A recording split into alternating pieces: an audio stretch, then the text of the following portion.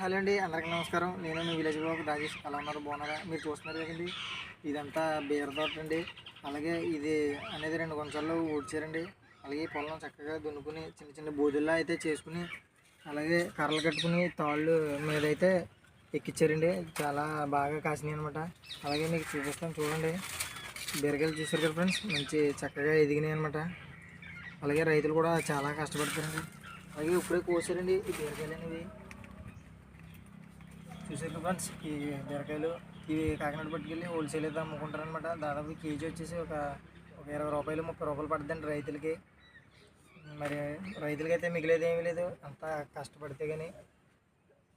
ఇది చూపించాను కదా ఫ్రెండ్స్, మీరు కూడా చక్కగా మరి ఇంటికాడ సజ్జిపరుచుకుని కాసుకుని మీరైతే నేచురల్ ఫుడ్ తినండి.